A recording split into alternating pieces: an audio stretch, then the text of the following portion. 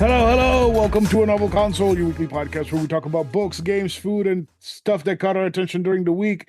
This week is another loading memories. And this time I have Discord and community member Will. He is finally making his debut on the show. Will, how are you doing today, man? I'm well, man. Hey, this is totally like that scene in The Wizard of Oz where they get behind the curtain. I honestly thought that you just recorded yourself doing the intro and that you pasted it on your podcast every time, but I just heard you do it in real time. Oh yeah, yeah. It's always in real time. I'm too lazy to record it and paste it in, so I would rather just say the words and go that way. You were definitely not born to be a software engineer. Oh man, I am an lowly IT tech. Wish I was a software engineer, then maybe I wouldn't have to deal with so many stupid people. Dude, I wish that I could deal with you in IT. Every time I call them, I have no idea what they're saying. See, the problem is that most of the IT people are bookie techie guys, so they don't know how to explain stuff. Even I working in IT sometimes don't understand what the fuck they're telling me that has to happen or that I have to do or whatever. So yeah, I feel you. Well, it's one of those things too where like there's a baseline level of competency that they have to assume that everyone possesses, and that baseline is No. pretty low. So by the time I get to you, I'm like, I've already restarted my computer. I've already uninstalled and reinstalled or what have you. And they're like, do it again. And I'm like, no. You know, sometimes we do push shit from our side to yours. So when we tell you do it again, it's because maybe sometimes we push it. Other times, the computer needs to check in with the server, so you have to turn it off, and then when you sign in, you have to sign in with your password. But sometimes they don't tell you that, so you're just wasting your time.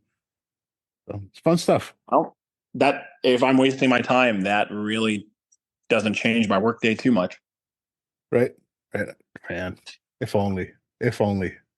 So, but hey, you're here to talk about the games you played growing up. Tell me about that.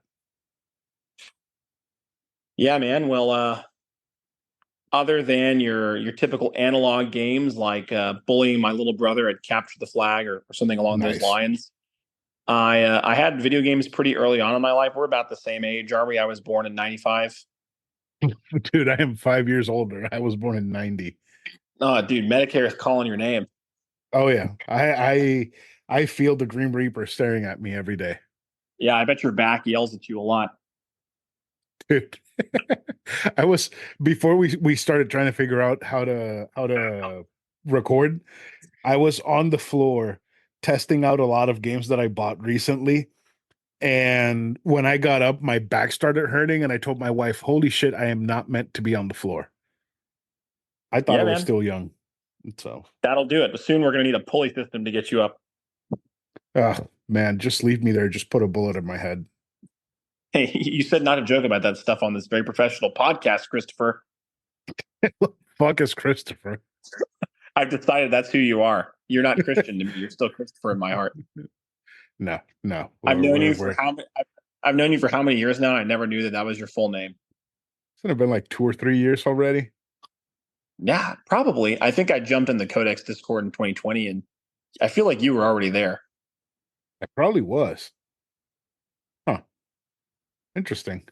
It's been a while. It really has. It's kind of Huh. funny that it just started with like a handful of us jacking around on this very niche podcast Discord, and now we have our own Discord with blackjack and hookers. Right? The ones that you guys bullied me into making. I had no part in bullying you. I just woke up one morning and I got an invite to this Discord, and then the rest is history. Yeah, that's not how I remember it. I definitely remember you and Matt from Japan telling me to make a Discord, and then he never showed up. So That's yeah. I was about to say I don't remember that, but you know what? I am a bully. We've already established that in this episode, right, so I probably did. But the fact that Matt never joined is even funnier. right. Like I I told you kept I met. waiting for him to join, and I'm like, "Where the fuck is Matt?" He never just showed up. I told you I met him in real life, right? Yeah, yeah. When you went to Japan. Yeah, it was very funny. He texted me, or I guess he DM'd me on Discord, and was like, "Hey," because I was getting like Japan suggestions from him. And he was like, "Hey, if Hmm. you want to meet up, let's do it. And I just thought that he was saying it casually because like we didn't really interact like that much on balance. Right. But it ended up being a good time. He was a cool guy, and it was never awkward, and we were able to keep the conversation going and hang out for hours. That's pretty cool. We did the That's Yakuza songs at a karaoke bar. really. Yeah, they have them. Like the video, like they have the videos and everything. It was all from Yakuza Zero. You just picture you and Matt going like breaking the law, waiting Literally, dude. for love. Also, the game that's on, or the song that's at the beginning of the game, where he's like, da da da da da, judgment. Yeah, that's funny. So good. Yeah, I couldn't believe it. Oh, that's awesome. That's really fucking awesome. That just goes to show how much like stuff that we still consider to be like kind of nerdy or not really in the zeitgeist has really penetrated Japan. That like a kind of niche video game series is at a karaoke bar. Right, right. But then again, Yakuza is way bigger than we think it is. It is fucking massive, dude. And That's it's true, but just I gonna can't keep imagine getting a world where bigger. like I can't Mhm. imagine a world where like Super Mario was at a karaoke bar. You know what I mean? Or like some equivalent in America. Well, in America, but Japan. Yeah, they're weird folks. It would be what I would find super weird was if you went to the karaoke bar and they had like Five Finger Death Punch or some shit for you to sing. Yeah, that would be weird. That would be very strange. They didn't have that, but they did have a lot of girl groups. And what is Five Finger Death Punch if not a girl group for men who don't know how to talk to girls? Right, right. It's funny because I liked Five Finger Death Punch before I met my wife, and my wife loves him. So it's super strange. I know that makes sense. I mean, she also loves Nickelback, so that yeah, that's a lateral move. You know, true, true. At least it's not downwards like liking Theory of a Dead Man. That is, truer words have never been spoken. That whole era of butt rock is both Uh, iconic Gross. and repelling at the same time. Right. Very. Yeah. So games. Let's go back to games because I don't know when Suma's gonna kick us out. Yeah, we'll Um, find out yeah. the So hard way. tell me, what was your first console? What did you grow up playing and all that? Favorite game So of all time. Let's start with that. yeah, no, that's good. I don't want to make this a GameCube retrospective, but it's probably going to end up being a GameCube retrospective. Um, Okay. the earliest console that I remember experiencing, I'm not even sure what it was. Um, my parents got divorced when I was very young. This is about to get really depressing. Just kidding. No, no. And a benefit of that was two Christmases. Huge benefit of Nice. having divorced parents. And on top of that, my mom started dating other men. And one guy like came over, and I guess to impress us, he brought his console. And I had to be like 4, so my parents got divorced. And I was like a baby, so I don't remember it. Okay. Another plus. And it was like I'm pretty sure it was a Sega Saturn, but I don't know that for sure because the graphics were really bad, even for that era. This would have been like 1999 or something. Oh, it was an Atari Jaguar. Did it have a number pad on the controller? Man, I don't remember. I was so young. I was mostly watching this guy play video games. Okay. But I know that it had Daytona 500. That's what makes me think it's a Sega Saturn. I do Okay. remember Yeah, playing Daytona probably. 500, and there was some like a Star Fox. It was actually kind of similar to the 3DO game that Thrack and Bill played last week. Name I don't remember, but it was one of those Um, like I, I know which one you're talking about because a buddy of mine told me, "Hey, download this for the Steam Deck and play it, and then talk about it on the show." I think it's like Solar Eclipse for the Saturn. that may be what it was. That may Yeah. very well be what it was. I just remember that the graphics were really bad, and I had no reference point, but I just remember that all the people and ships looked like blocks. So I don't think it was an N64 or a PS1. Okay. Shit. Let me send you a picture of it on Discord. Maybe you'll be able to tell. But yeah, I'm pretty sure it's this one because I think this is like the only like Star Foxy rail shooter on the Saturn. You might unlock some core memories here because I've never actually been able to find this game. I've looked for it in vain. Okay, so there we go. I just sent it to you. Uh, yeah, there we go. Take a Oh, look. dude, this might actually be it. Yeah, I think solar this might eclipse be for the it. Saturn. Oh man, I'm gonna have to watch some YouTube plays of this later on. This looks about right. It might have a different name. Because my buddy told me it was solar eclipse. I downloaded it, I put it on the Steam Deck, and then when I went to play it, it had a different name. So I don't know if it was reverting to like maybe a uh European name or something, but you might get it by a different name. Man, downloading sketchy games on an emulator, it's like we're really the LimeWire generation. Right. Right. Thank you, Vim, and thank you, CD Romance, for not sponsoring the show. You guys are Yeah, doing God's work. I appreciate that when I download a ROM on Vim, it's not Bill Clinton doing the whole "I did not have relations with that woman" speech like it used to be on LimeWire. Right. Right. Oh But yeah, man, man. that was like Right. my first. That was my first video game experience, and then I was too old for the NES. Which you're right, the cutoff there being born in 1990. Um, Eh, my I mean, yeah. my sister definitely had one of that. I'm sure I have an older sister, but I don't remember it. The first like real console that was ours because I have a younger brother was Super Nintendo, and it was just like my sister's hand me down. And Okay. so we played a lot of that, and like not we weren't very good at it. Like I think the furthest that my brother and I were ever able to go in A Link to the Past was like to the Dark World, and then we got stuck immediately. So we were not very good. To be fair, once you get to the dark world, it's like you're having a great time, and then it just kicks you in the nuts until you get strong enough. Yeah, there is quite the difficulty spike there. Oh yeah, yeah. That shit is like massive. But I was lucky. My sister had most of the games that like a kid could play. Like we Mhm. had Super Mario World, Mario All Stars, the OG. Um, what else? We had a Kirby game. I think the Super Nintendo Kirby game. I forget what it's called. Maybe Return to Dreamland or Dreamland 3. Something like that. What I will talk about is some of the ones that don't usually get brought up on everybody's retrospective podcast. Hmm. Um, we had a game called Tin Star.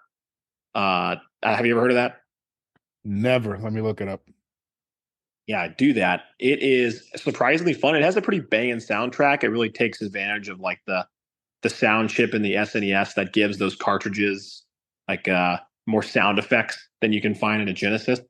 I'm not being paid by Nintendo for this podcast, and it's basically like you're a bunch of robot cowboys, and it goes between kind of almost like an old school arcade, where you pick up a physical light gun and shoot at like Right. targets. And Hmm. then you also have like boss battles where you meet a big fat or a really skinny robot cowboy, at high noon, and you have to draw on time and shoot them. Okay. So is this something you could play with the Super Scope? I don't know what that is. So the okay, in Smash Bros, that machine gun that they hold over their shoulders. Oh yeah, sure. Yeah, that's the Super Scope. That was like the SNES's version of the Sapper. Oh, I didn't know that the SNES had that. Yeah, yeah. I I mean, didn't like have that. only So, three yeah. games used it. There was like a very small amount of games, but this game looks perfect for the Super Scope with that reticle and whatnot. Well, now that you mention that, it was actually pretty hard sometimes to hit all the targets when you were using the control, the D pad and the buttons. Right. Huh. So you might be onto something. I have no idea. This is one of those things where if my sister had it, it probably got lost years before we got the secondhand Super Nintendo. Right. But it's a really fun game, and I actually recommend emulating it if you ever get a chance. I'm gonna look into it, see if I can put it on the good old Steam Deck. Because apparently light gun games work really well on the Steam Deck on handheld mode. Uh think where was it? We flew somewhere and the entire flight I was just playing Time Crisis. It was fun. I, I often end up playing retro games, usually on the NSO when I'm on a flight, because like unless it's an international trip, Hmm. the amount of time you have to play the game, I don't know. I don't like sinking my teeth into like a big RPG or something only for that to be interrupted in 45 minutes to an hour. Right. But I used to play a game on the Super Nintendo called Sparkster, which was like I want to say it's a Konami game. It's basically a combination of like run and gun and platformer, where enemies are constantly. You're like a little fox that's also a knight that also has a jetpack, which is pretty cool concept when you're a Oh, kid. oh, this is like fuck, what's rock? It's not Rocket Knight. Is it Rocket Knight? This is I think there is a yeah, Genesis version called. It's like the Genesis version has a different name and soundtrack. Rocket Knight Adventures. Yeah, Yeah, yeah. I've seen the Genesis version. It sounds terrible because of the Genesis's like lower the, grade audio chip. the sound chip. Yeah, it just sounds awful compared to the Super Nintendo version. This is again one of those games that really takes advantage of it. But it's a lot of fun, and the difficulty scaled pretty well for a kid. Anyway, I think we were able to beat it at some point. Nice. I'm gonna put that on the Steam Deck because that looks like fun.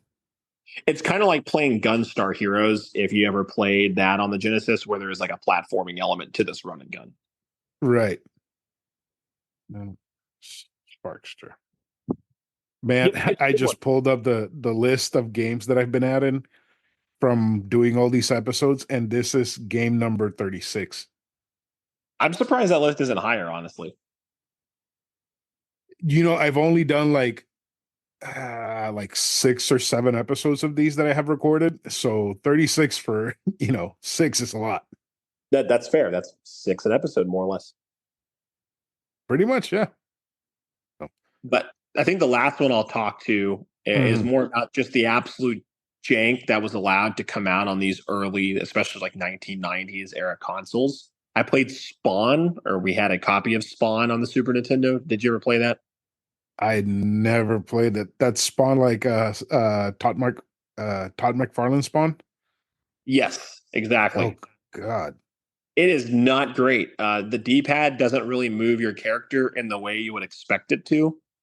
Hmm. And it's basically a beat 'em up with some light platforming elements. And it's in that weird uh, pseudo 3D that the Super Nintendo was doing, towards the end of the 90s.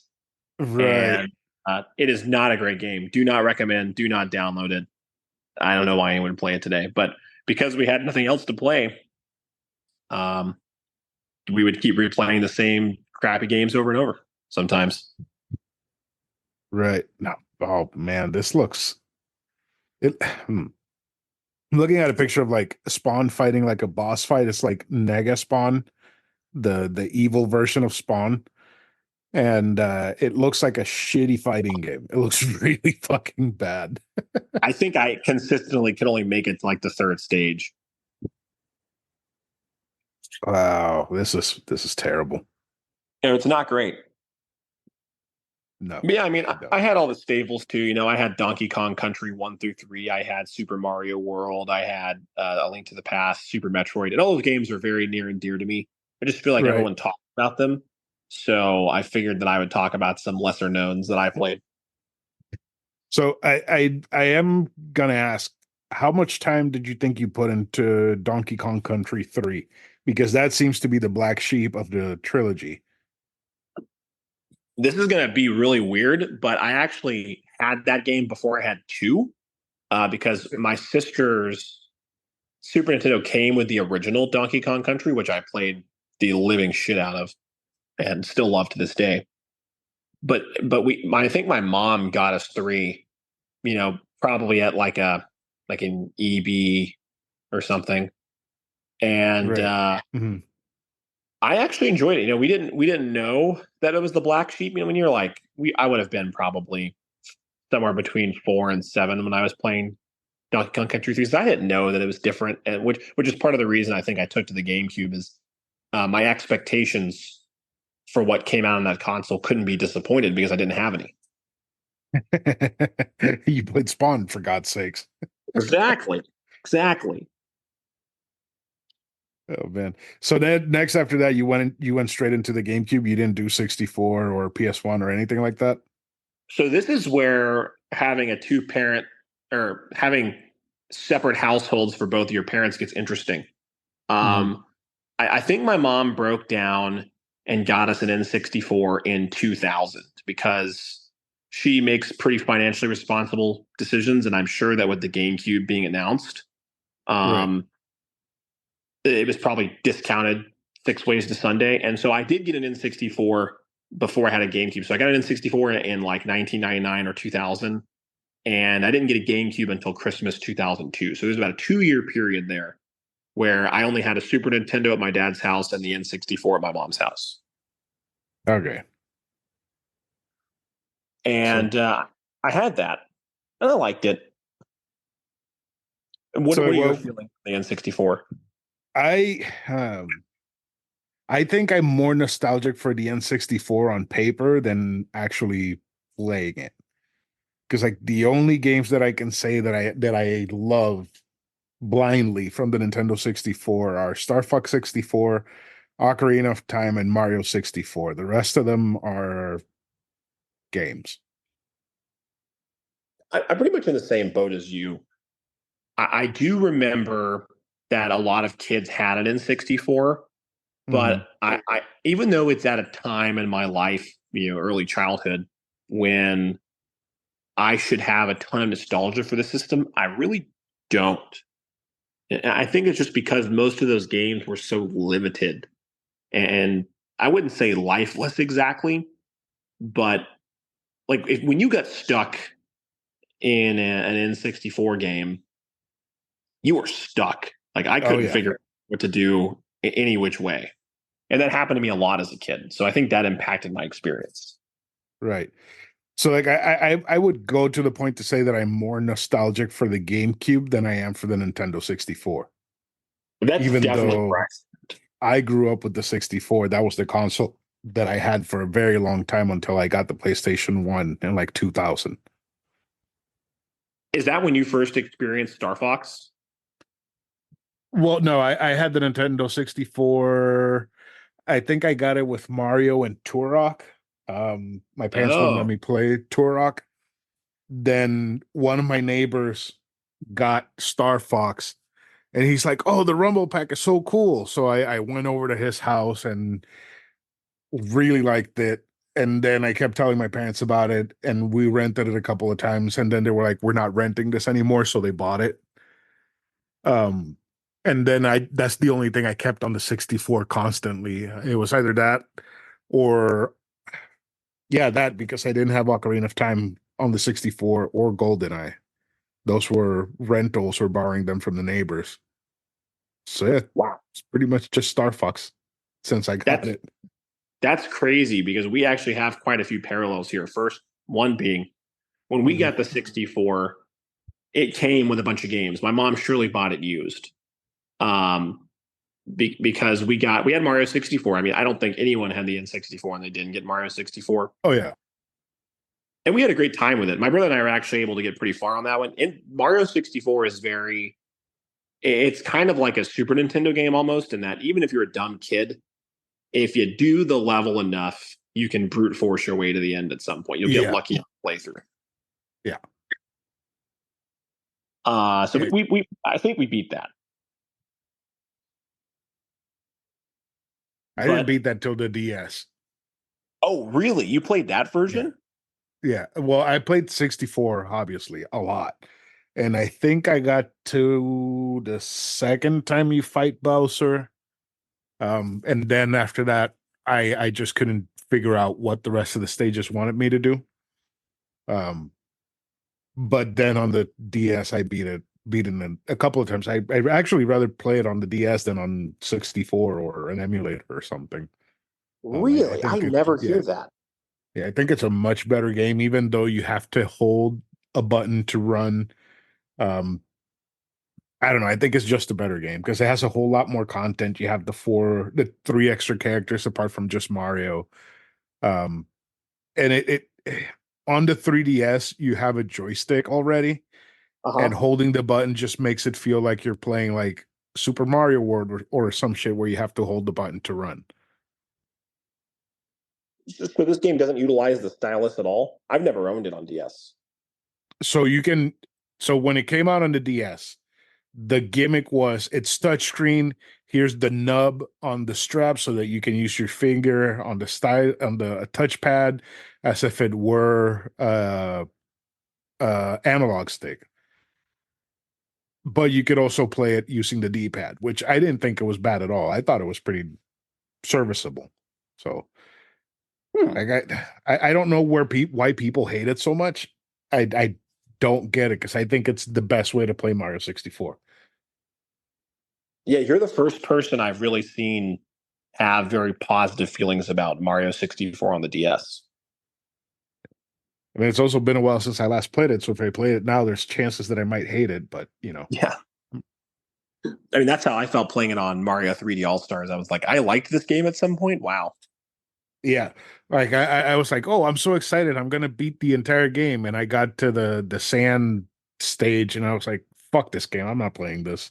This camera's awful. That is almost exactly where I dropped it too. Yeah, that game has that world in particular. I mean, you can basically break it. Like you can fall off the map, even though you're on Right, solid ground in theory. right. It's like, Uh, oh man, I don't want to do this. I had that. We had Majora's Mask, which was another. We had the gold cartridge version, and that was another good game to have as a dumb kid because I don't really think it's a very replayable game now, and I don't have a lot of nostalgia for it. But at the time, anytime my brother and I would get stuck, we would just do whatever we could figure out how to do in Clocktown, and that turned out to be a great diversion. Right. Yeah, no, that one was another one that I didn't know how to beat when I was a kid, and I beat it on the 3DS, and the 3DS version is awful. Don't fucking play that version. It's terrible. The changes they made were fucking stupid. Um, they changed the rolling, and then they changed also the swimming. It's just fucking shit. Uh, I know that my but brother actually beat it. it's I a actually mhm. You've never have. no, I made it to the stone tower, and I was still pretty young at that point, Mhm. probably 9 or 10. It was years later, and I just gave up, and I never went back to it. Yeah, don't blame you, man. I cannot tell you how many times I tried to beat that game growing up, and I never could. When I had the GameCube, I got the Zelda collection, Mm. which which had Ocarina and Majora, and I I'm like beat the only person Ocarina. that did not have that game. That's sad, dude. That's such a good thing. It was great because you had four amazing games on it, but only two of them were games that I cared for. What were the other two? The NES ones. Yeah, one and two. The only thing that makes that game not perfect is that you can't play A Link to the Past and Link's Awakening on it. That would have been the ultimate collection at that time. Oh yeah, oh yeah. I wonder if they would have fit on it. Maybe if they would have taken out the Wind Waker demo, it would have fit. Yeah, yeah, probably because those games can't be that big, No, no, they're not that big. especially Yeah, that for would have been a disc system that comes out 10 years later. right. It would have been awesome to play the uh Link's Awakening on GameCube. Oh, for sure. I guess people still had access to it though because you could play Game Boy games on your GBA. So whether you had a regular Game Boy, a Game Boy Color, or a GBA, if it's the early 2000s, you have pretty Right. easy access to Link's Awakening. Now that I think about it. Right. Plus Oh, there and was they released the they released A Link to the Past on GBA. That's probably why it's not on the GameCube. that's true. They did do that. There was also the Game Boy player for what's it called for the GameCube.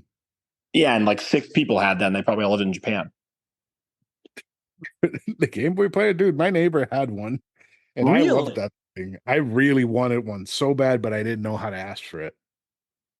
I didn't know Like, you to like ask how for to it. manipulate your parents into getting it for you? right? Because it was at that time where I was in like middle school slash high school, and my grades were fucking awful. So my parents wouldn't buy me anything video game related because I was also too old. So, They wanted you to make your own money. oh yeah, well, they wanted me to have good grades and also not focus on video games anymore. But they outgrew that. Yeah. Fucking They had 45 years later, you're still playing video games. right, like they had to outgrow that mentality. Now they're like, all right, that's your thing. At least it's not drugs.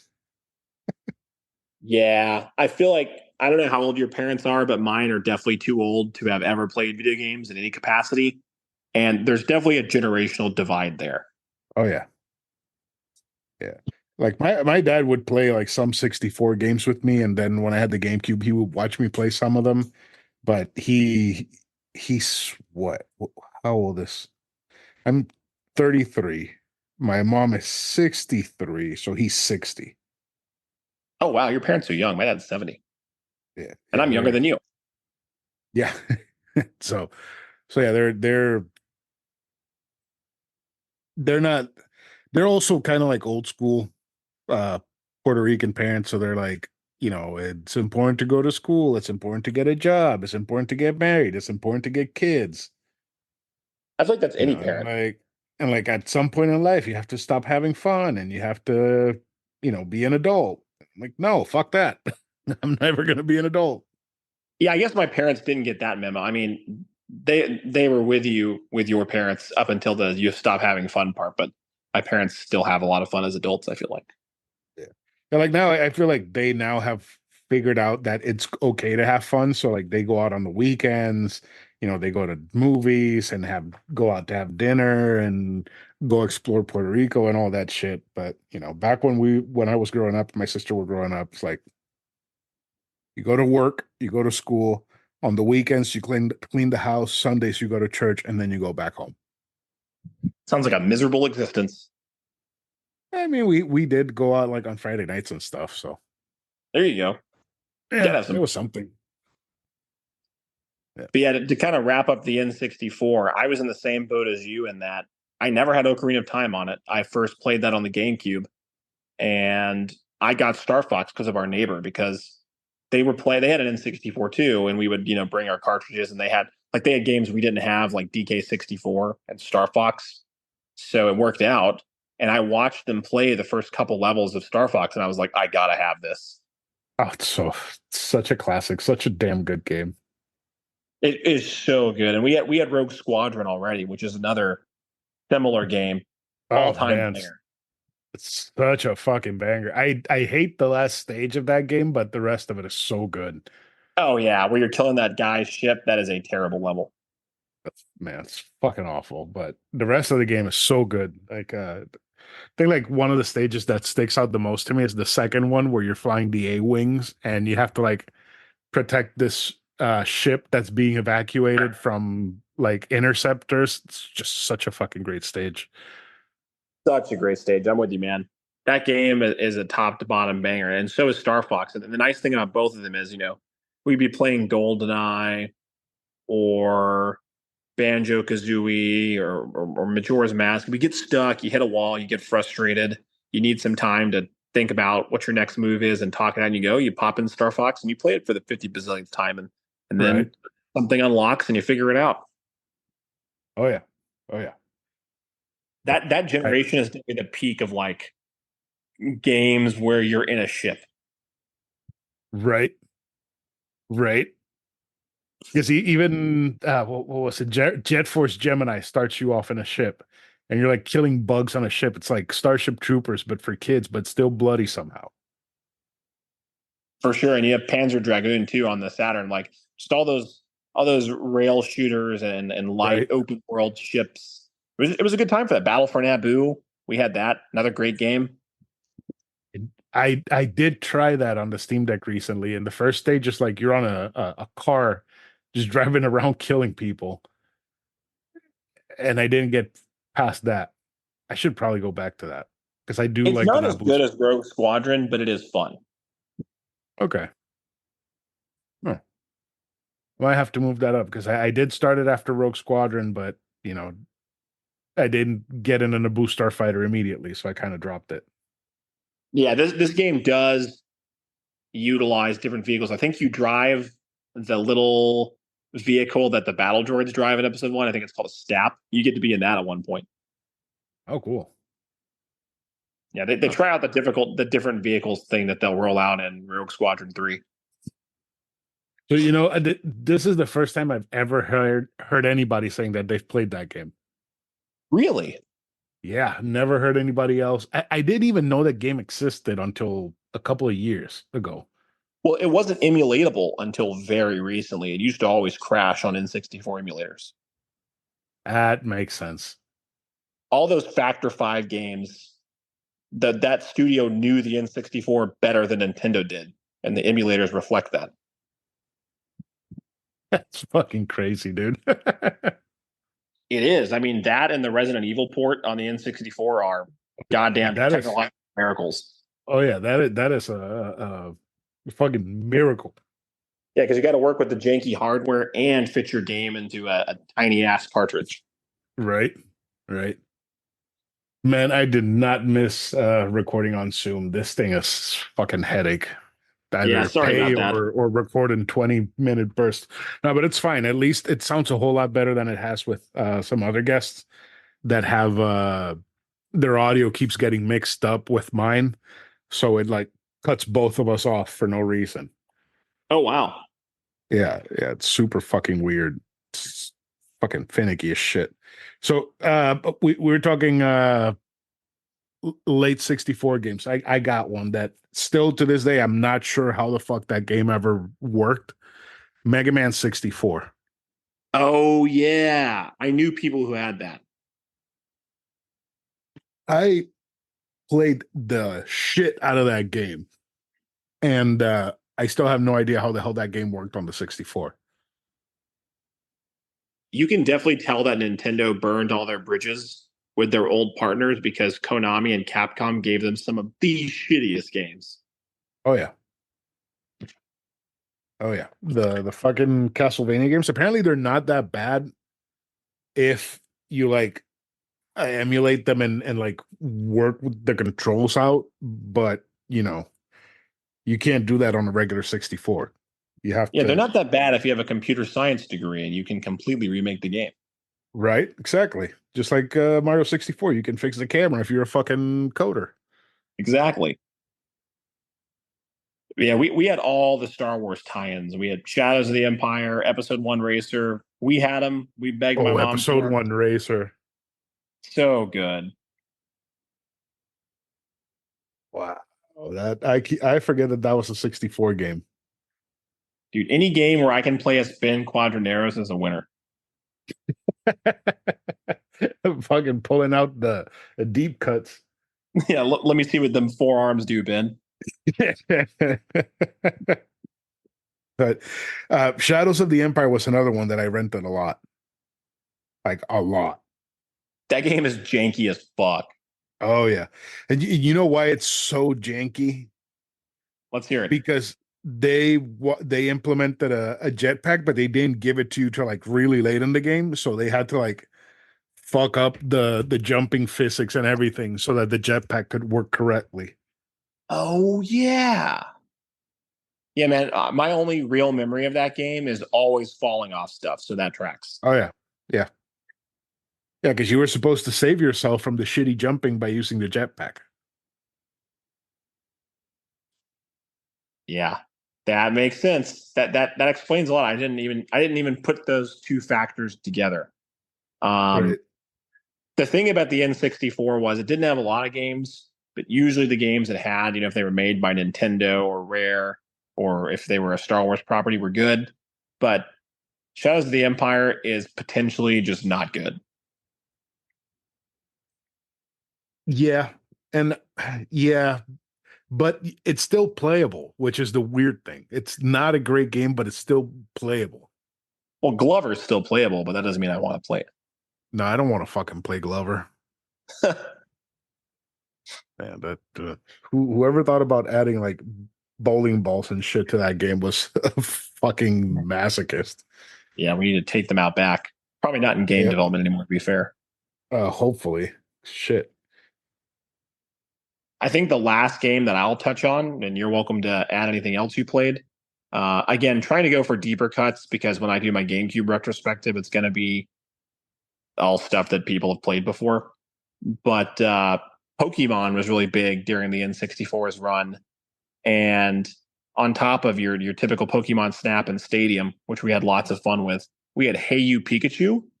Not a great No, definitely not. fun idea. I think I've told the story before where I would stay at my aunt's house sometimes, and the kid across the street had Hey You Pikachu, and he lent it to me one day, and I would like lower my voice as much as possible and get really close to the microphone and be like, "Hey Pikachu, cabrón." And just try to see what he would do when I would tell him like bad words. But he didn't react. He was too stupid. I'm sorry, what was that? I said I wish I'd had the genius to think about doing that. You imagine like you go to Pikachu and you're like, "Hey Pikachu, you're a fuckface," and he would go like, "Kid playing the game's mom. He's saying bad words." He would just rat you out. No, I didn't even know that. I think we got him to play with this ball once. All I know is that one of my friends, or maybe one of my brother's friends, sold it to us for a deeply discounted price, and I Oh. immediately figured out why that was. As soon as you put it in and you try to tell Pikachu to do something. Yeah, that game was a straight cash grab, which is really setting the tone for Pokemon.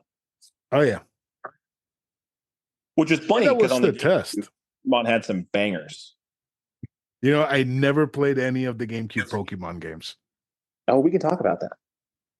Yep, go ahead.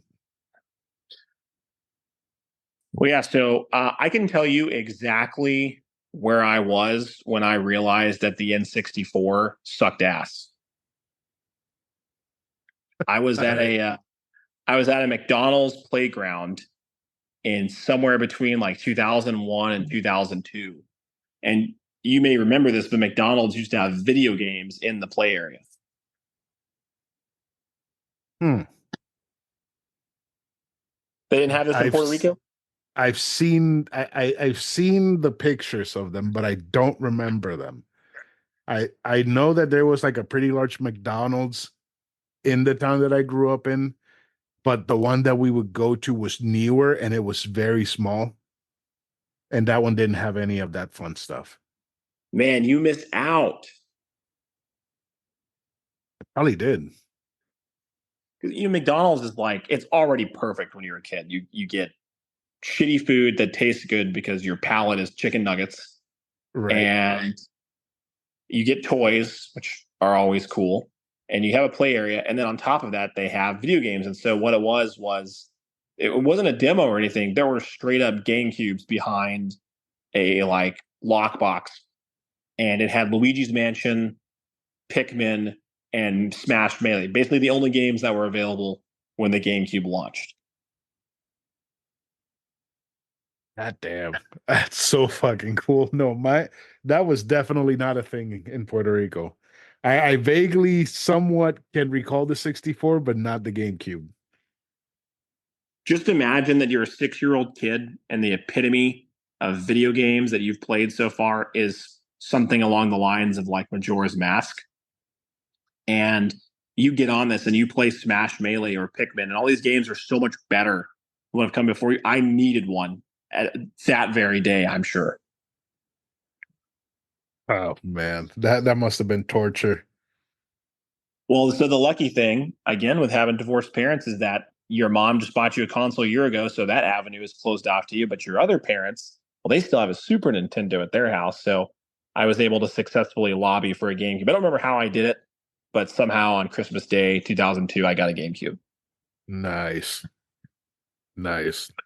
It came with quite a few, and pretty much all of them are straight bangers, and all of them are games that I'm still pretty nostalgic for to this day. What it come with? So it came with Luigi's Mansion, of course. All right. I played a ton of that. Very easy. I think it was actually the first GameCube game I ever beat because it's not really that hard to figure out even when you're Eh, 7 or 8. yeah, and it's not that long either. So Exactly. I think I struggled a little bit with finding all the booze because I would forget what rooms I was in.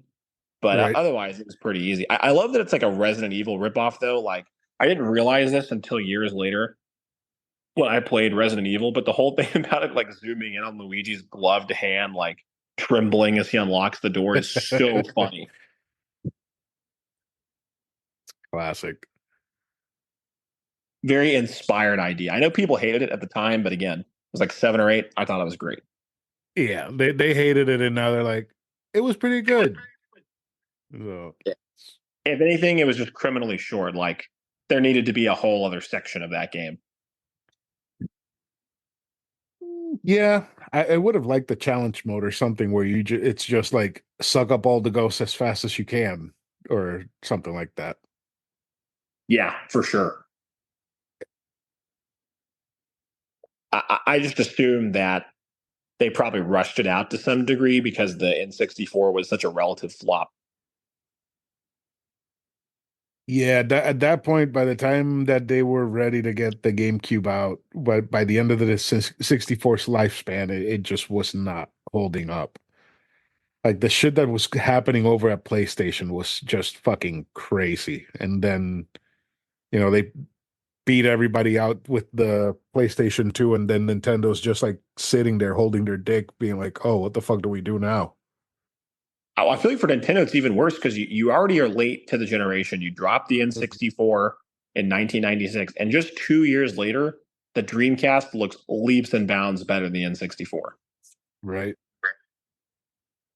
So they were. It was a tough time to be releasing technology. Let's just put it. It's like how electric vehicles are now. Like a 3-year-old electric vehicle is basically worth nothing because there's so many improvements. Right. Yeah, That's a good comparison. That's a very good comparison. that's right. Put me in game journalism so I can write clickbait articles about how the Xbox sucks. Right. Don't say it too loud. Thrak will get mad. That's right. Burger and Thrack will be on me in 2 seconds. I just like razzing them about it. Play what you want to play. Yeah, except for Xbox. Nobody wants to play Xbox. All right, we're back at it. Nice. Hey, just so you know, Thrack, you need to visit Chris's house at 3 a.m. with an axe, not mine. He said it. I didn't say anything. Will started it, so There it is. There it is. right. But yeah, Luigi's Mansion. What was your first GameCube game? Star Fox Adventure. Of course it was. Okay, so but if I wanted a GameCube, I wanted a goddamn GameCube, I had to work for it myself, right? I got the money on my own. I bought my own damn GameCube, and I had $20 left over after I bought it. So I went to KB Toys and I bought Star Fox Adventure because it's the only game that they had that was $20 that seemed like something that I would enjoy. And I'm to my surprised it surprise, was it that was Zelda with serendipitous. Star Fox. But what? Sorry, I didn't mean to interrupt you. So what'd you say? I said I'm surprised it was that serendipitous. I figured that you would just have been following the development of Star Fox Adventures for the last 3 years. Oh fuck no, no. By that time, my parents were trying to cut me off of video games, and they couldn't get it done. So Yeah, makes sense. yeah, Were you disappointed? no, I fucking loved it. Loved every second of it. Even though It it was was nothing like Star Fox 64? yeah, it was Zelda with Star Fox. So I was happy as shit with it. I beat that game so many fucking times, and I am still surprised at how good it looks. Even I booted it up before we started recording, just to see where I was the last time that I played it, and it still looks fucking incredible. I'm actually with you. I think that Star Fox Adventures and Assault are both good games. Are they 10 out of 10 must No, play Hall of no, Fame? no, No. They're good no. games. Yeah, they are. They are very solid games. The problem with Assault is that you have to swap out the entire control scheme before you can play it. Otherwise, you're one stick inverted trying to play the game, and it's fucking impossible.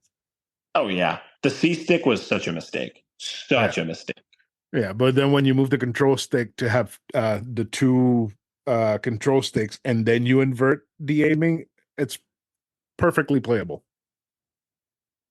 Oh, absolutely. I mean, both. I have fond memories of both games. I got Assault, I think, pretty much when it came out, but I got Adventures like years later. And one of the Mhm. things that sticks out in my mind is that they had a translator for the stupid dinosaur language in the game manual. Do you remember that? Yeah, yeah, they did. I just thought that was funny. I tried to come up with a few words and then gave up.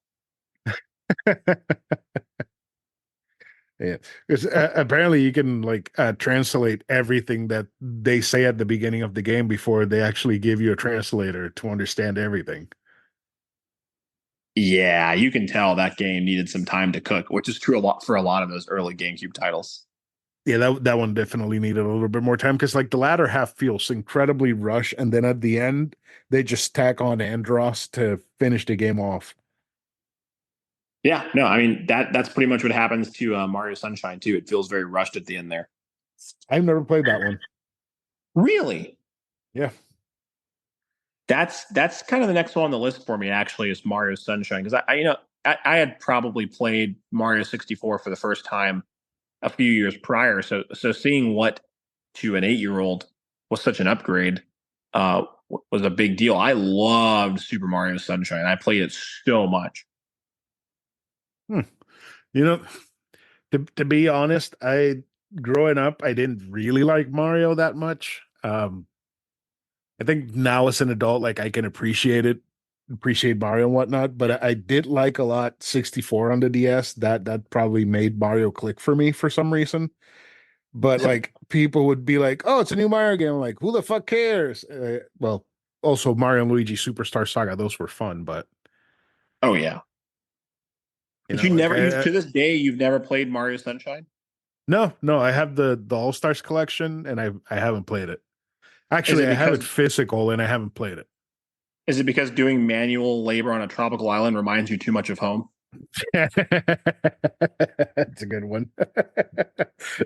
No, no, it's just because I haven't done it. That it's just as simple as I just haven't played it I know because that you don't want kids, but just think if you have them someday, you can convince them that Super Mario Sunshine is about your life and how you afforded a GameCube.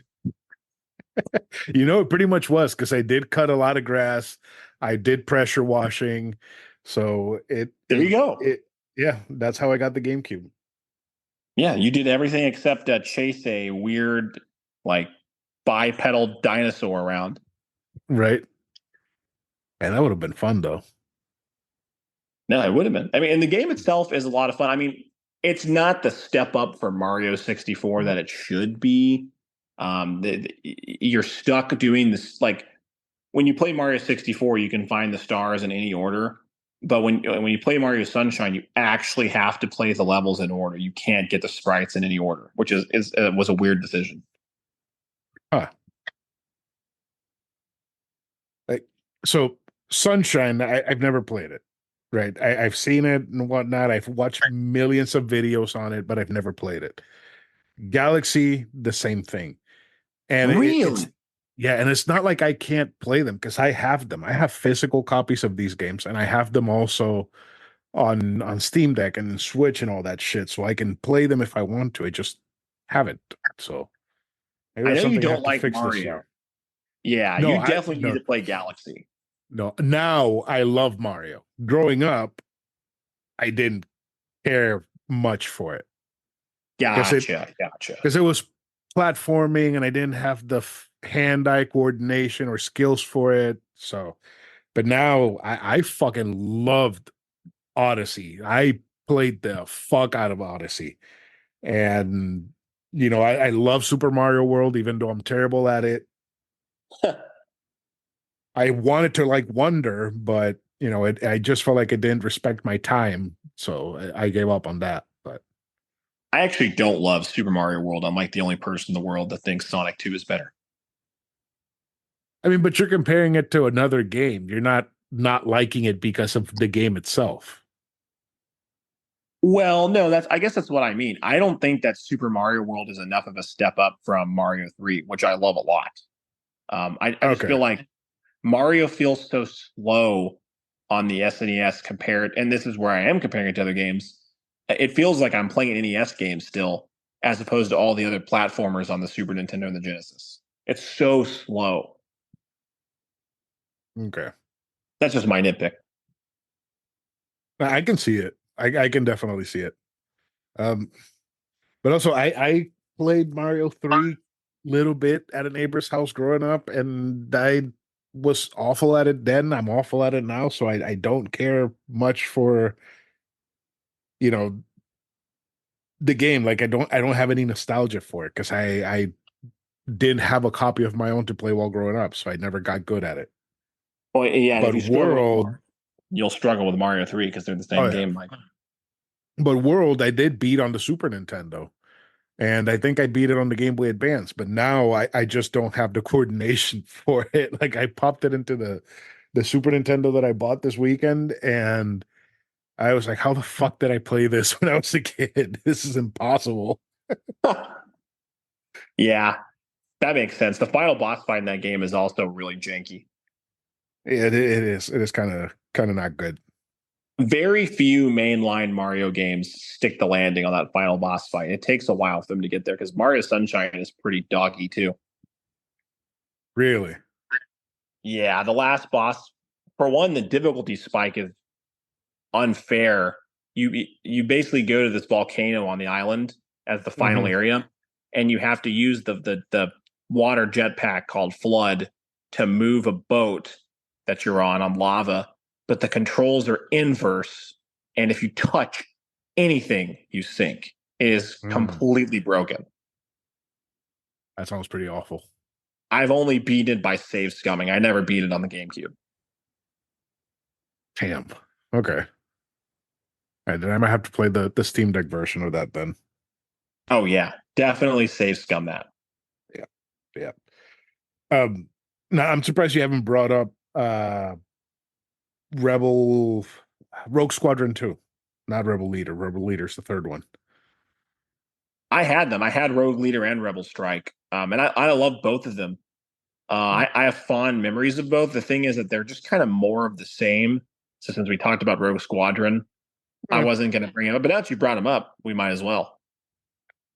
That I haven't played them all to completion. Like I had rented them and dabbled in them, but I never owned them growing up. Like, and I've tried to play them on the Steam Deck, but they just don't run well on Dolphin at all. The cutscenes just kill them immediately. Like Really? it, yeah, like they start chugging and they don't want to load past the cutscenes.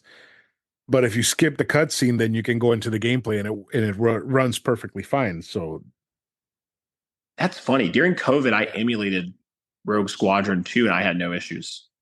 really, Yeah, no problems at all. It was a lot of fun. It was the first time I played it in years too. It's a super well made game.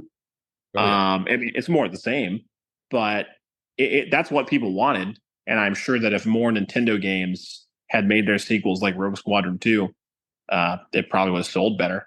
The uh, oh the yeah, third game is kind of weird because you have that on foot stuff. It does not right. work.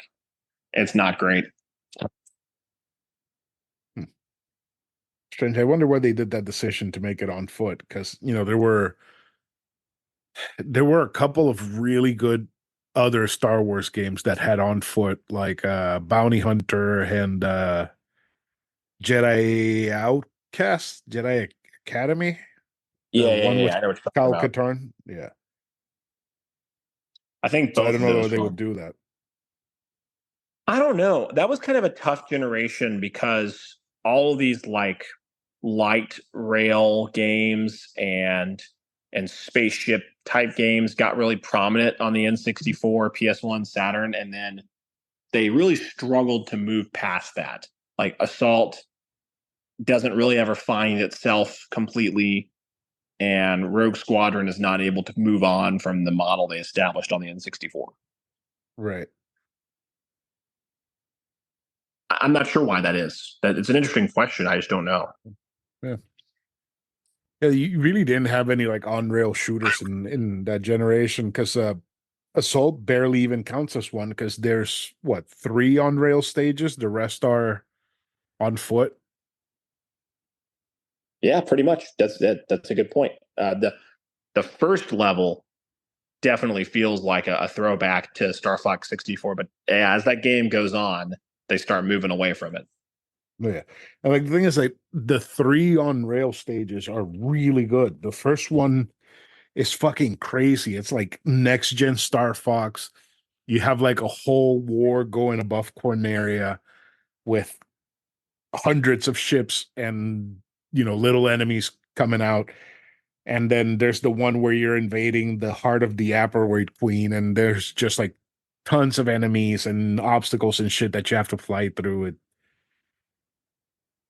They definitely dropped the ball by forcing in the on foot segments.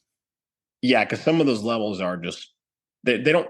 It's not easy to find the objectives in some of those levels, and then you're halfway to them, and Slippy's like, "Oh, please help me!" It's like Slippy. It's not Right, 1998 anymore. I don't have time to run to my vehicle and spend 5 minutes finding your ass out there. You're just gonna have to die. right.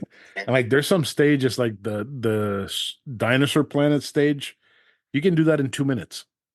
So Yeah, sure. like why would they just waste time even creating that stage? I just think they didn't know what to do, but Star Fox Adventures probably sold well enough that Nintendo was putting a lot of pressure on Namco to figure it out. Could be. Could very well be.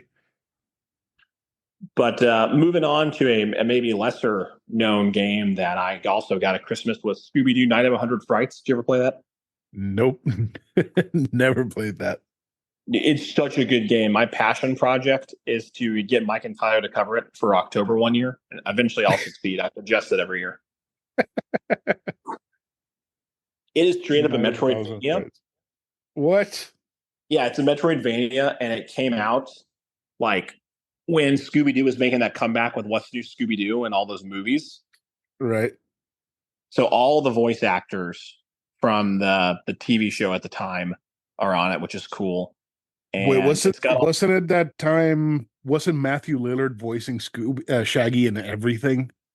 I believe that's right. Oh man, there's a video game with Matthew Lillard as Shaggy. That's fun. You should look that up to confirm it, but it's whoever was voicing them on What's New Scooby Doo is also their voice actors on that game. Night of a Thousand Frights. Not have Okay. 100 frights. Night of 100. Okay, that's less frights. Substantially less. Oh yeah. Let me see. What's new? Scooby Doo Shaggy voice actor. Matthew Lillard. There it is. Matthew Lillard. Holy shit, that is awesome. It's a good game. It basically it's your typical Scooby Doo where the Scooby is the main character you play as, and all of the team gets captured, and you have to go find them in this big mystery manor. And there's like three zones. There's like the haunted house. There's like this hedge cemetery area, and then like a shipyard dock area. And you get upgrades after beating bosses and completing certain puzzles that let you progress further in the game. And so just like in Super Metroid or something, you can only get so far in a certain area before you have to backtrack, go somewhere else, and then come back there and see what else you can unlock. Hmm. Yeah, that sounds pretty fucking awesome. I'm definitely gonna put that on the Steam Deck. It's a lot of fun. There's a couple of licensed games on the GameCube that are worth playing. Battle for Bikini Bottom is one. Um, the One Piece hack and slash game is pretty fun. I forget what it's called, but those are all worth trying. There was a hack and slash One Piece game. Yeah, man, it's actually pretty solid. Hack and slash for GameCube. That's right. GameCube. Grand no, it wasn't Grand Battle because I played that and hated it. Really? Uh, Grand Adventure. Yes. $208 at Walmart. Nice. That's not bad. Yeah, my group of nerds that I used to hang out with in high school and middle school were obsessed with One Piece, and they always wanted to play Grand Battle, and that game fucking sucked. I believe it. This game is not like amazing or anything, but it's worth a try if you don't have to pay for it. Yeah, I'm not gonna pay for it. Just so that HR is possibly listening here, we are not advocating for piracy, even though we're talking about One Piece. This is the one game you would need to pirate. Yeah, it's what Luffy would do. He would, but then he'd feel bad about it and return the game. Yeah, probably. Very There we go. shonen Added, protagonist of him. right, right. If you can't beat him by the power of friendship, then he'll do what's right. Exactly. Yep. But Added that one to the list. speaking of games that involve piracy, obviously we got to talk about Wind Waker. Yes. The Man, this is the first time I've said this out loud, but I think that's the best Zelda game ever. You know, I could be convinced of that. It's in my top three, which it's not in most people's top three. Right? Like I Ocarina of Time is my favorite Zelda game, but I think Wind Waker is a way better game. I totally agree with that. I actually Wind Waker is not even in my top three. I'm sorry, Ocarina of Time is not even in my top three. Yeah, I can see that. Especially with Breath of the Wild and Tears of the Kingdom having come out and be a thing for a while already. I can see Ocarina not even being there in that list. Yeah, I enjoyed it. I think part of it too is that I played Wind Waker and Majora's Mask before I played Ocarina of Time, so I have kind of a skewed perception around it. Okay.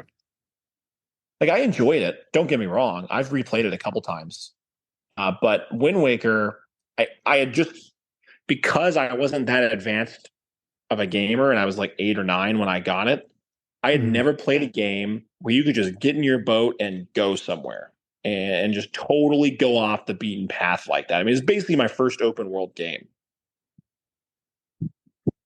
Yeah, yeah, that's true. I don't think I had ever seen a game like that where you're just like, here, freedom, go. And on top of that, there's a great Zelda story with really fun gameplay attached to it. Yeah, the plot actually slaps. I mean, the whole thing with Ganon tricking you into getting the Master Sword, only to find out that it doesn't work, is an inspired choice. Right. And then having the King of Red Lions be the old king of Hyrule and Tetris an incarnation of Zelda, but your Link isn't related to any of the other heroes of Hyrule. It it's great. It's It's a really great good. game. I like that Ganon's like edgy too because he's been defeated already, and he's over there like, I grew up in a terrible place, but Hyrule was the land of milk and honey, and I coveted it. I was like, wow. At age 9, that was some deep shit. Oh yeah. Oh, yeah. That was a good Ganon. That Ganon almost felt like he had to take over the world because that's what the universe expected of him. Like he was doing Yep. it reluctantly.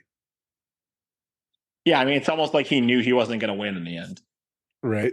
It's like, And then let's just get it over with. The king of Hyrule's just like, get wrecked. I wish for my kids to have a future. That's just such a good twist too. Right?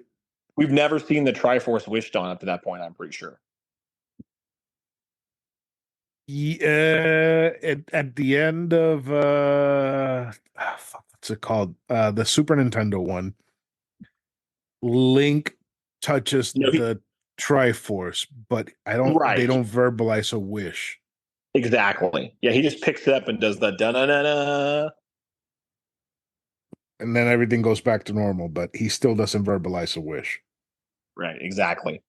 I think that's the first time you see it wished on. Yeah. I've never played the original Zelda, like beat the original Zelda, so I don't know what that ending for that game is like. And neither have I. So I definitely have to put that qualifier there. It may have happened in one of the NES games. And Right? Old It Man happened Ryan with or the very Broken. it happened with the very first Zelda game. Oh, do you know that for sure? Did you Google it or are you just No, kidding? no, no, no, no. I don't know. Like it might have already happened. I think in the first one, you're just getting the Triforce of Wisdom, but I don't know about the second one. I think the second one is stopping Ganondorf's resurrection. Yeah, that's right. So yeah, I don't think so.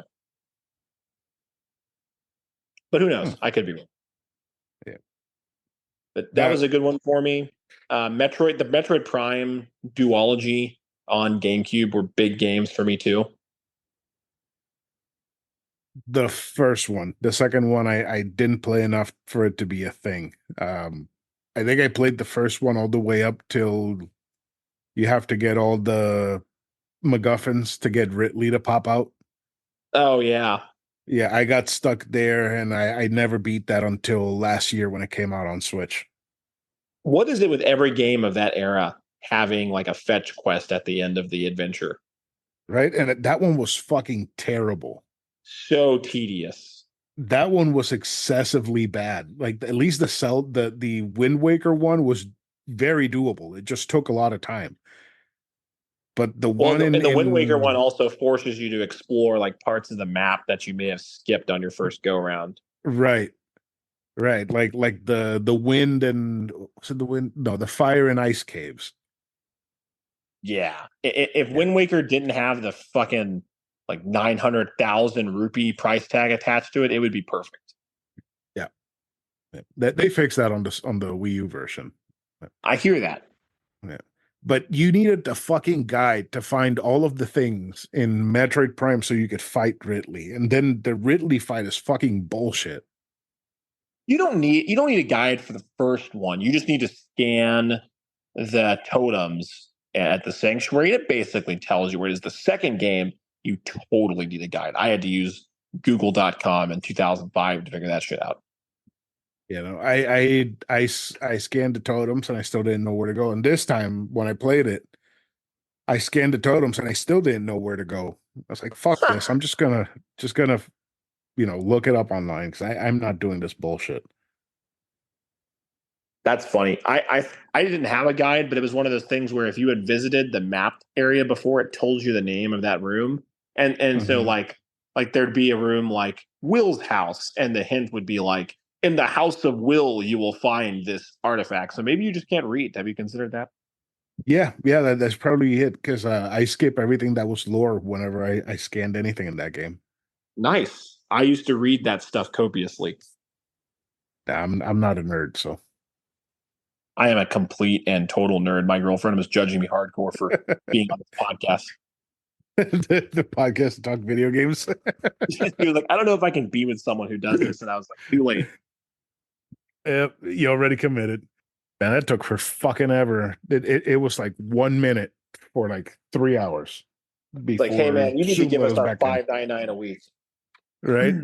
I thought about it. Like I thought about paying so we could get it over with, but they're like, oh, it'll be $144 if you want this shit. I'm like, no, fuck you.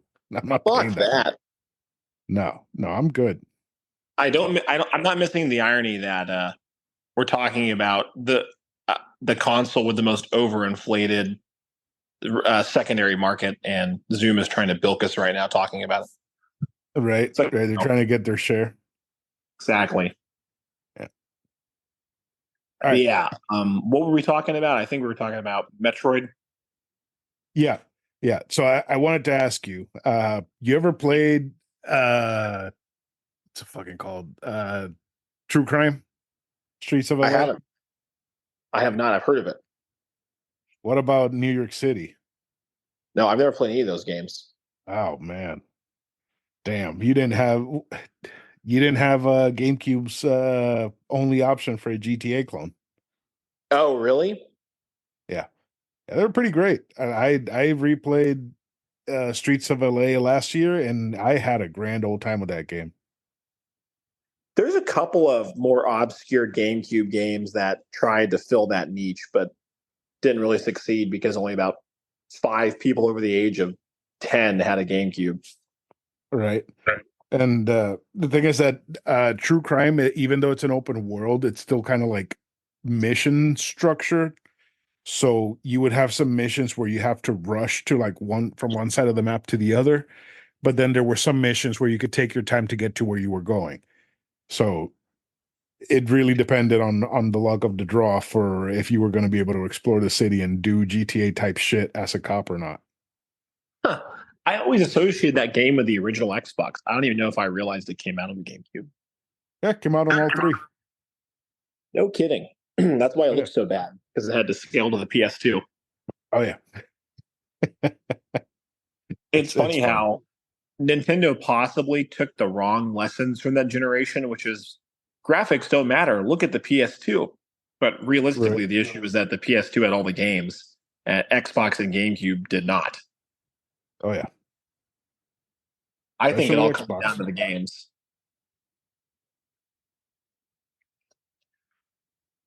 But, that mindset of thinking it all comes down to the games is why I'm not a big supporter of the current Xbox iteration. Yeah. Yeah, like I have one, and the only time that I play that Xbox is whenever I'm playing with Thrak. Otherwise, I probably don't touch it.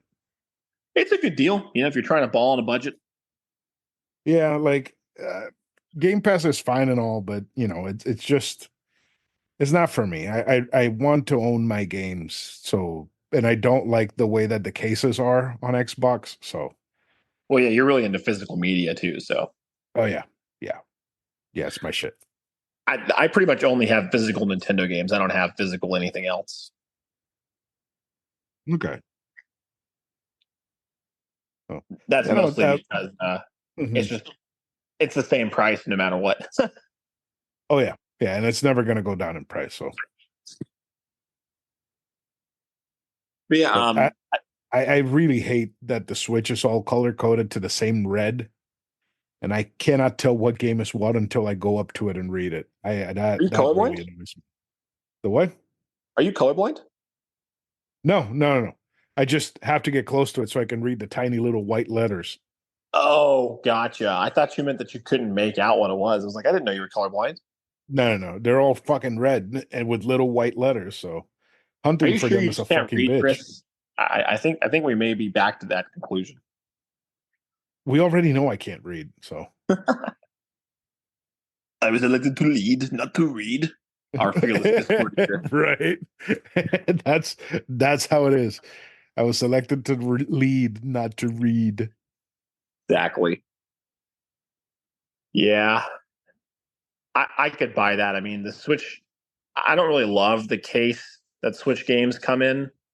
I Mm-hmm. think I miss the beefier old school cases. Although it does make it easier for me to stack my gargantuan Switch physical collection into my TV entertainment center. And that's a nice thing. Like I have all my Switch collection in one shelf, but still, I have to get up close to it if I want to pick a specific game. I'm honestly about to run out of room, so it's probably for the best that they're coming out with a new console soon. Anyway, I'll wrap up the GameCube because I had so many games on it. Here's the deal: my dad and my stepmother, they moved like 2 hours away from my hometown, and Mhm. so there was nothing for me to do. And so the only thing that they could, when you have a kid who is functionally at your house, an only child, and he's a little demon because that's what I was, and you have none of his friends or his brother around to entertain him, you have to bribe me basically. And so they would just give me like whatever I wanted because otherwise I was going to fucking destroy the house. That's funny. That's pretty great. So I have an obscenely expensive GameCube collection just sitting in a box at my dad's house to this day. I've told them not to get rid of it. I'm like, this is literally thousands of dollars worth of video games. Do not get rid of them because we have the Fire Emblem game. It's like fucking $800 on its own. You have the Fire Emblem game. Yeah, man. Holy shit. It's crazy. I would have never guessed that it would become so expensive. I was really bad at it when I played it during its day. Oh, it's so good though. You have to definitely try to replay that because it's so fucking good. Oh, I will. I'll emulate it one of these days, or I'll get my GameCube back from my dad's. But it was one of those things where I played Smash Melee, still the best Smash game to date, and I really liked Marth and Roy, and I was like, "What game are they in?" And of course, at that time, I was old enough to use the internet, and I Googled it, and it turns out, hey, they're on this game on the GameCube, and so, well, kind of, and so that's how I got Path of Radiance.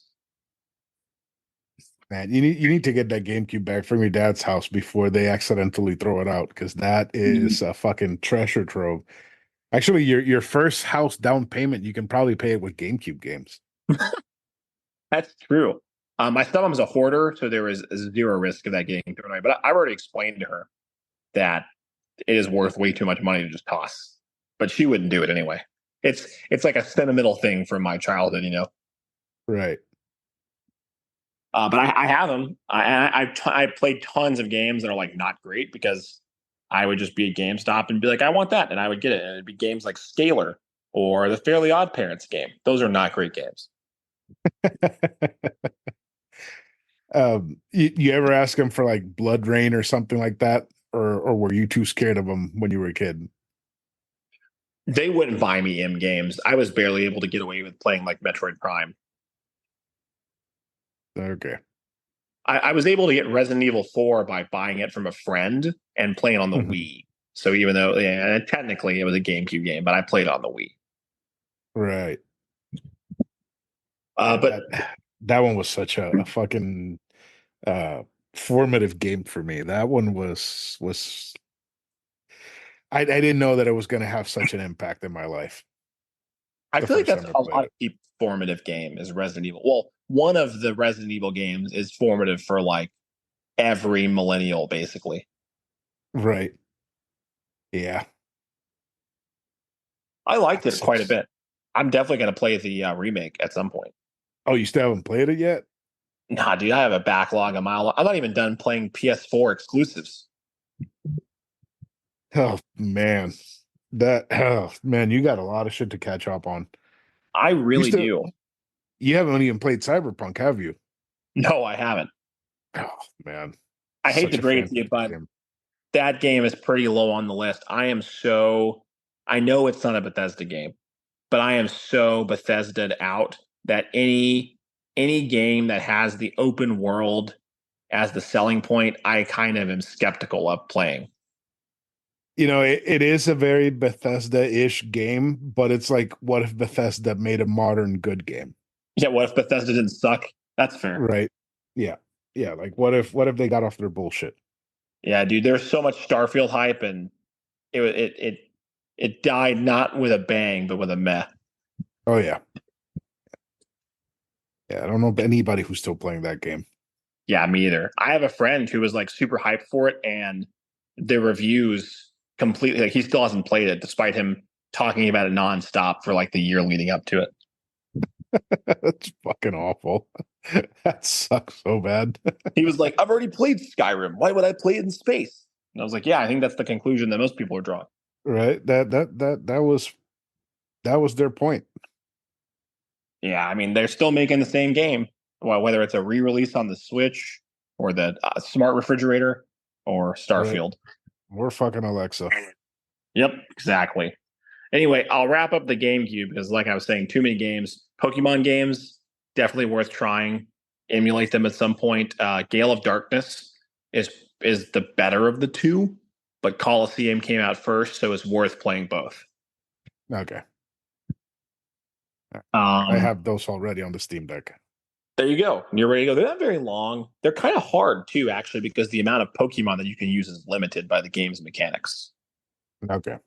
You can't just catch any. You can only catch Pokemon that are affected by darkness. Right. Like if Kingdom Hearts and Ash Ketchum had a baby and made this game. Wonder if they're gonna fit that into the Kingdom Hearts lore at some point. Probably. And it won't make the story make any more sense, that's for sure. Right. Pokemon crossing over with Disney would be like the ultimate crossover.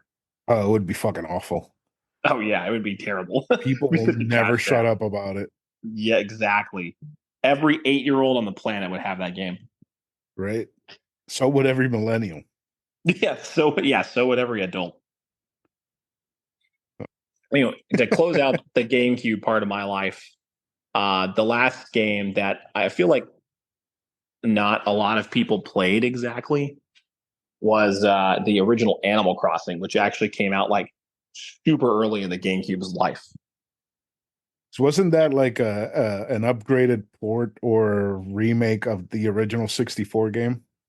Yes, I want to say it's a kind of remake because it was on the N64 disk drive, Right, which only came out on the Nintendo 64 in Japan right.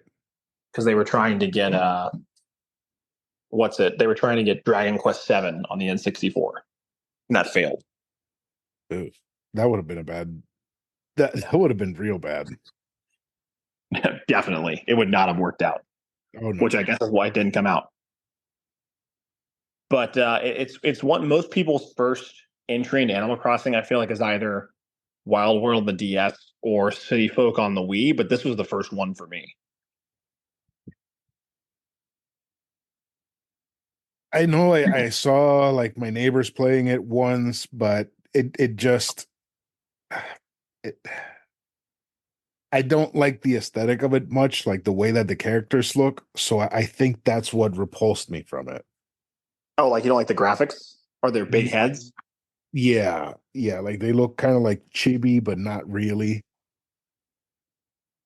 Man, I Like, loved that game. I can't tell you why. I think it was because again, I was at this place where I just had too much free time.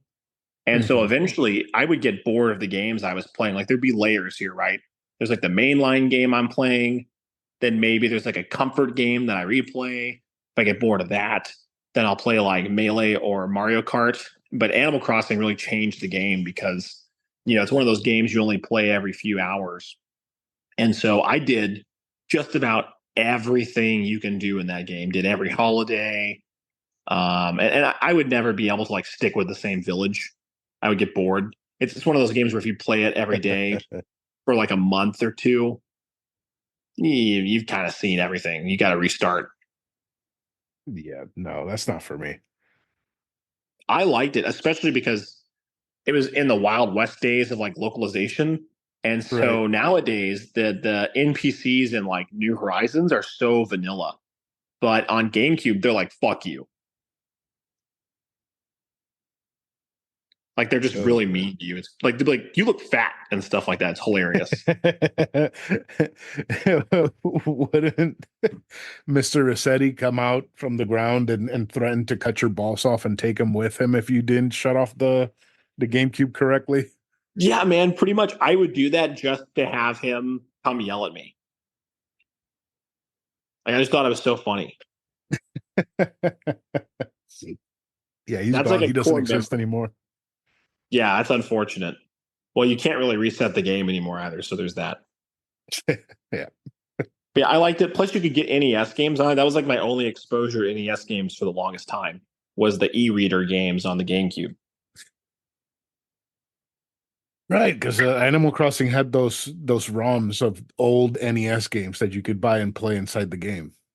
Yeah, and you would just get them randomly. Like I think for your birthday or Christmas, you would get one if you scanned like the GBA, which I had someone hook theirs up and got that.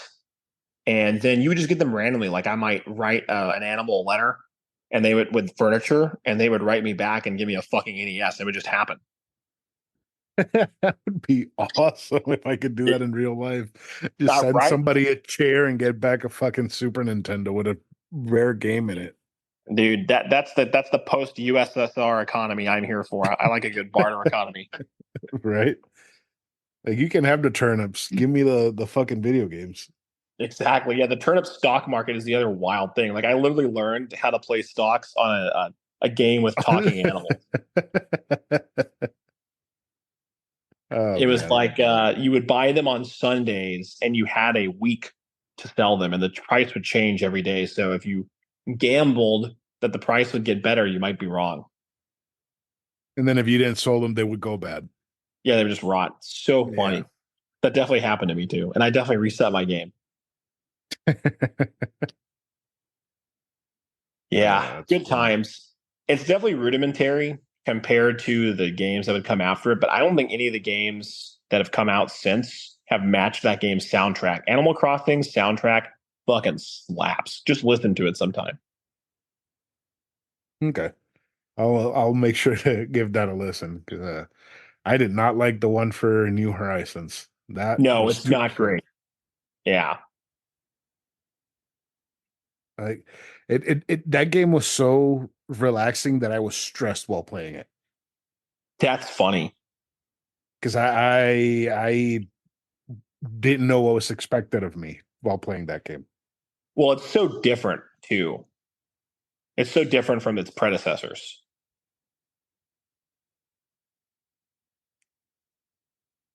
Oh man, Animal Crossing. That is that is certainly for like specific people. That is not for me, Except it's like the second best selling game on the Switch, and I think right? possibly the second best selling game of the generation. Because I think the Switch games like sell buco bucks compared to the others. Oh yeah. Yeah. Like I've thought about like buying it again and picking up where I left off, but then I'm like, do I really want to really go back and do this? Because no. it was Nah, enough the nah. first time. No. Its time is definitely over. Yeah. And the thing is like I kind of got stuck with a villager that I hated in my village and I couldn't get rid of him for some reason. So that's one of the reasons why I stopped playing too. So Yeah, that makes sense. You can scare them away. Just hit them with your net enough and they'll move. I did. I tried to hit him with the axe and it wouldn't work. Yeah, it's not. Well, I don't think they let you do that. You can't commit animal homicide. But as much as you might want to, Chris. But he deserved it. Have you ever met Lionel? He sucks. I believe it. I'll take your word for it. Fuck them animals. He deserves a murder. PETA can eat a dick. They wish. Uh, Before I close out the GameCube section for me, do you have any other semi-obscure GameCube titles that you fucked with heavily as a kid? Twin Snakes. Fucking loved Metal Gear Solid the Twin Snakes. That was I loved Metal Gear Solid on the PlayStation 1. And when they remade that game, it was even better. So I was obsessed with that for a very long time. Um, it also, for some reason, they made it so that whenever you killed people, it actually kind of like felt like you were killing somebody. So that Oh, was a very interesting feeling when I was a teenager. I bet. That was your first game where you killed someone. No, it wasn't the first one. I had played GoldenEye and everything, but it was like Oh, okay. Well, they let you go into first person mode and shoot them straight in the head and they would bleed all over you and fall dead on top of you. So that oh, was gotcha. yeah, it was interesting. Well, plus killing the Uh, Russians in Goldeneye doesn't feel like anything. I mean, they're like rectangles with arms. Right, right. So um apart from that, I did play a lot of garbage. Like I played Blood Rain, uh BMX Triple X, Tony Hawk, Oh yeah. Sims, Herbs, uh fuck what else? I had the The Universal gold. Studios game. That was garbage. Oh yeah, that is trash. Terrible game. Yeah. The James Bond games, Everything or Nothing, I think those From are Russia fun. with You don't Love, think those are fun? Nightfire. Those were great. Those were Oh, really okay. good. Yeah. Yeah, I like those games. GoldenEye, I really like GoldenEye. That one was Thrak hates it for some reason, but I thought that was a pretty solid shooter for the GameCube. No, GoldenEye's on the N64. No. GoldenEye Rogue Agent. Oh, Yeah. oh, yeah. I forgot about that one. I don't think I've played Oh, it. Time Splitters. Time Splitters 1, 2, and 3. Yep, yep. Time Splitters definitely slaps. I borrowed that from a friend. The Mega Man RPG is pretty good. Borrowed that from a friend. Oh, the Lord of the Rings games. Oh, great games. Again, I think I borrowed those or rented them. Yeah, those were pretty great. See what Beyond Good and else. Evil, I emulated that way down the line. That's a good game. Never played that one, but I did play the Prince of Persia games. Those were Yep. fantastic. Those are good. Uh, Yeah, those are games I played years down the line. yeah, especially the third one. That third one was fucking incredible. It's got a low key good RPG lineup. I mean, it's not the PS2 or anything, but you got Tales Symphonia, you got Skies of Arcadia, Yes. you Hmm. got Paper Mario, the best one by far. You got some winners there. You got Evolution Worlds, it's all right. Fire Emblem. Um, Game- GameCube's got a good library, especially for. I don't think there's any other console that sold as poorly as the GameCube did that had such a banger library. oh yeah. Yeah. There was also the collections. You had the Sonic Gems collection, Mega Man X collection, the Mega Man Anniversary collection. I never had any of those, but I know I had Namco Museum. That's the closest I came, Yeah, that one too. which is Um, fun. yeah, it's a very very solid console, man. That console was great. It's probably Yeah. always going to be in my personal top five all time. I don't think it could ever be in my objective top five all time because it just not enough people played it. But it Mhm. certainly has an outsized influence on gaming. Oh yeah, yeah, yeah. But The yeah, I, I GameCube. I I usually set a cutoff. The last one I'll touch on briefly is the Xbox. I usually cut off at 2006, which is when I got a Wii and a 360. Because then I was Mhm. 11. I'm like not a kid anymore, and I still have nostalgia for these consoles. I loved my 360, my Wii. I have mixed feelings about, but I feel like I was more like it's like a different stage of life. You know what I mean? Yeah, yeah, yeah. I was in high school when the Xbox and the Wii came out, so I was still playing around with the GameCube and the PlayStation 2 at that time. Yeah, and I was in middle school because we're like 5 years apart. So Yeah. same deal. I was becoming the age where my mom would let me play Halo and stuff, and so I definitely played a lot of 360 games. And to this day, my brother was way more taken by the Xbox than I was. I enjoyed it, but my brother really played some gems, some diamonds in the rough on the Xbox. The only games that I really remember playing on it were KOTOR, which is a phenomenal game. Oh yeah. Uh, I could talk about that for a whole episode, but we've talked enough. Yeah. Um, Project Gotham Racing was pretty good, and obviously Halo 1 and 2. You can't really talk about the OG Xbox, not talk about those games. Yeah, that's the only thing that it had. And Jade Empire, that game was fucking awesome. Yes, I That did game play was Jade Empire on great. the 360, I think, but yes, great game. That's more of a successor to KOTOR 1 than fucking KOTOR 2 is in a way. Did it come after KOTOR? Yeah. So BioWare did KOTOR, but they didn't want to do another one. So Obsidian did KOTOR 2, and BioWare did Jade Empire, and then they moved on to Mass Effect and Dragon Age on the 360. Okay, that makes sense. Right. Yeah, that makes a lot of sense. I I did really know that BioWare was going to be such a big thing, but I do remember like people saying like, "Oh, fucking KOTOR is great," and Jade Empire. I'm like, "No, KOTOR is garbage. Jade Empire is better," because dumbass me didn't understand that uh KOTOR had the dice and the you had to like D&D it and like talk to people and shit. You couldn't just go in and kill everybody Yeah, you couldn't like brute I force it. wanted to. Yeah.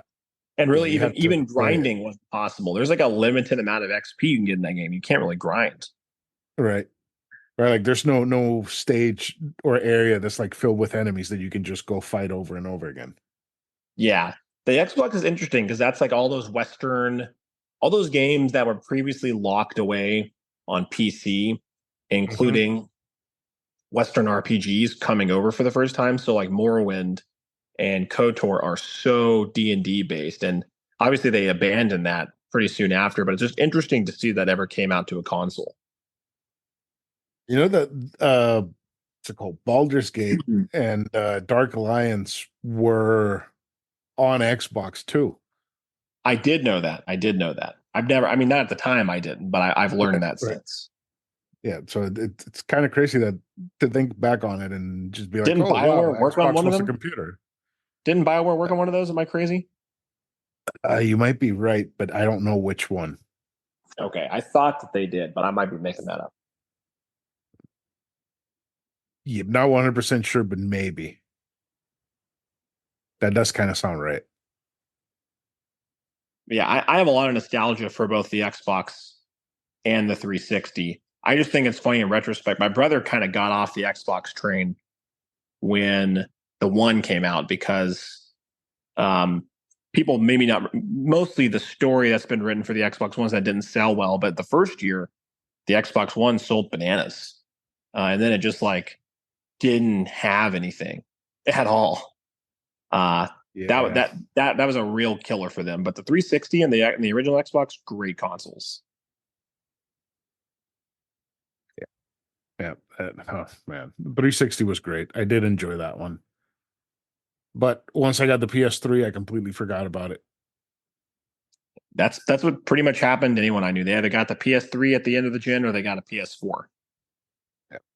You know, I got a PS3. I sold it and got a four. There were like two games for the four, so I got rid of the four and bought a three again. And then years down the line, I got another four. As you just heard from my game console history, I was not a PlayStation kid at all. Never had a one, never had a two, never had a three. Got the 4 Pro in 2020 when the 5 dropped. Man, you you need to go back and play Final Fantasy Tactics and I 7, know. 8, 9, and Wild 9 and Siphon Filter 1, 2, and 3. Man, you got a lot of games to catch up on. Yeah, especially when it comes to old JRPGs, I'm never going to catch up. But I know that I tried to play all the games that I could that were on PS Plus, which kind of Mhm. got me caught up to like the PS2 and onwards. But I'm definitely I still have a huge Sony sized hole in my back catalog. Yeah, like the Devil May Cry games. You haven't played those. You need to play them. Yep, So many games. so many games. I mean, the thing God that of makes it Wars, easier. Well, I the played all original. those. I played Oh, all the okay. originals on PS Plus. Okay. Yeah, those were fun. Yeah, those are great. I played two last year and finished it last year. That one was really fun. Forgot how fun that one was. Oh yeah. I think the one that really clicked for me actually was 3 on the PS3. That might be my favorite God of War. Yeah, I need to replay that one because I went through 1, 2, and the two PSP ones, which are fucking incredible. I'm still surprised that those came out on the PSP, and I still haven't started 3, which I'm gonna do at some point this year. It's a lot of fun. It cuts out some of the tedium that's in those PS2 games. Yeah, yeah, it does. Uh, There was like one segment that I very vaguely remember not liking, but I can't recall which one it is in 3.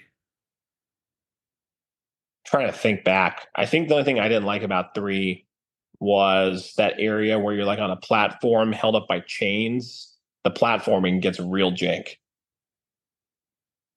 That the one where what's his face is taunting you the entire time before you actually Yes, fight him dude. and cuts his legs off? Yeah. Yes. Yeah, that part sucks. Yeah, God of War is one of those franchises that's like it's always really good for me, but I'm never totally blown away by it. Even God of War 2018, like fun, yes. Life Yeah. changing, no. No. No, like that one, the biggest thing that I took away from 2018 was the ending when they reveal who Atreus is, and then they kind of do nothing with it in the sequel. Like, Oh, I believe that. I haven't played it yet, but I believe that. man, that sequel dragged on for way too long. I was like at 35 hours in, and I was ready for that shit to end. I can't wait for God of War 9 or whatever when you kill Muhammad and it gets banned and like terrorist attacks hit Santa Monica. It's gonna be lit. Yeah, they're probably not going to do that. Probably not. If anything, it'll be like Egypt or something. Oh yeah, yeah. Oh. Hey, they can always go to Puerto Rico. That would be fun. And fight the local deity. Yeah, fight the local deities. Yeah, I don't even know Fight the what literal rainforest of the yeah, I was gonna island. say what would the villain even be, like U.S. imperialism? It's like, I'm gonna kill the ghost of Taft. Go to the abandoned military base. Yeah. And yeah, yeah, that would be fun. So, all right. So Zoom told me that we have 10 minutes, like 3 minutes ago. So Nope. You gotta wrap let up. yeah, let's go ahead and get this wrapped up. Will, thank you so much for being on. This was great. Sorry Zoom sucks. Sorry that you have an old dinosaur laptop that won't let you do what you need to do. But That's okay, man. I'm just glad that I finally, I always joked with you that I was going to come on one day, and we should definitely have an episode where all we do is talk about what we like and don't like about Star Wars. But I'm really glad I could right. jump on. Yeah. Hey, maybe we could do that for Star Wars month. Which is Oh yeah, May. that's like coming up, isn't it? Yeah, yeah, we can work that out. I'll make sure the next time I have either good Zoom or we have something else worked out for the recording, so we Yeah. don't have to do this cutting stuff and cutting stuff. Well, now that I know this is happening, I'll figure something out with regards to that, or we'll just do this again. Because I mean, honestly, the cut and stop wasn't that big of a deal as long as we Yeah, can keep it to 2 Zooms. yeah, yeah, but yeah, no, Zoom only gives you like 20 or 30 minutes in between, so it's not great when you start getting in the flow of things. Yeah, exactly. Yeah. So But yeah, yeah, man, thanks for but having me. I don't have anything to plug, which is what you usually ask people. You know this yep. because I don't have a podcast. But thanks for having me on, and I really enjoyed shooting the shit with you, and I'd love to do it again sometime. Yeah, no, definitely. I'll definitely let you know, and we'll bring you back on for another episode. All right, brother. Have a good night. All right, thank you, man. You too. Oh, Bye. wait. We did that wrong. We did that wrong. All right. So that's it for this week's episode of A Novel Console. Don't forget to follow us on socials and whatnot. Will, do you want to say goodbye to everyone? Goodbye, everyone. Goodbye, everyone.